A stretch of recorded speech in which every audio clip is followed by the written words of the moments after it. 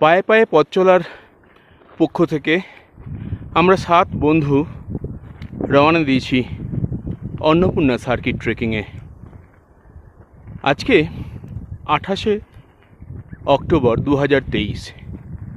Manang village থেকে আমরা আজ চলেছি আইস লেকের পথে। আমরা এই আইস লেক দেখে আবার মানাং গ্রামেই ফিরে আসব। অনেকটা নিচে মানাং গ্রামকে দেখা যাচ্ছে। ঘণ্টাখানেক পথ চলে আমরা এখানে উঠে এসেছি। সামনেই অন্নপূর্ণা রেঞ্জ, অন্নপূর্ণা, গঙ্গাপূর্ণা, এগুলো চোখের সামনে উদ্ভাসিত। অন্নপূর্ণা 2, 3 এখান থেকে দেখা যাচ্ছে, আর গঙ্গাপূর্ণা পিক। বেশ চড়াই পথ। গাইড বলল আরও অনেক চড়াই পথ রয়েছে সামনে। দেখা যাক কতক্ষণ সময় লাগে আমাদের। সামনেই উত্তুঙ্গ চড়াই।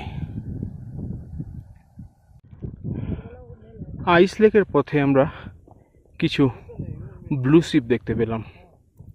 পাহাড়ি জঙ্গলি, বেশ খানিকটা দূরে।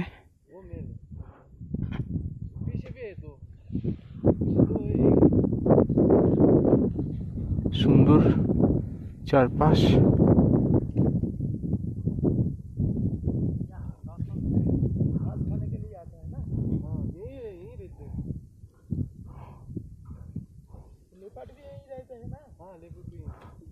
বন্ধুরা উপভোগ করছে দৃশ্য।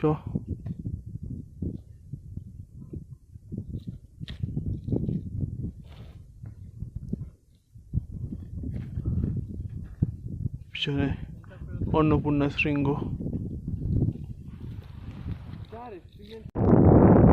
মানাং থেকে দীর্ঘ 6.5 ঘন্টার তীব্র চড়াই পথ পার করে আমরা এসে পড়েছি আইস লেকের সামনে। এটা প্রথম আইস লেক।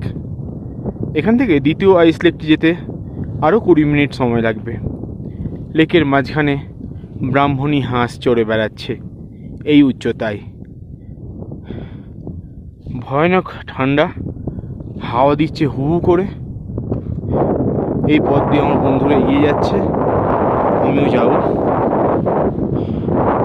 আইস লেকের পথে। Annapurna circuit trek, Nepal, 2023। চলে এসেছি আইস লেকে। আইস লেকের ছোট লেকটা নিচে দেখা যাচ্ছে, উপরে অন্নপূর্ণা গিরিশিরা। আকাশে মেঘের খেলা চলছে, দারুণ এক বলয় তৈরি হয়েছে। প্রদীপ দাঁড়িয়ে আছে। 7 ঘন্টা চড়াই ভেঙে আমরা শেষমেশ সামনে এক বৌদ্ধ চড়তেন করা রয়েছে। এই সেই আইস লেক। এটি বড় আইস লেক। এখানে আমরা যাও একটু পরে। দীর্ঘ 7 ঘন্টা তীব্র চড়াই পথে আমরা এখানে এসেছি। কথা বলতে বলতে হাঁপ ধরে যাচ্ছে। ফিরতে হবে এবার, অনেকটা পথ বাকি।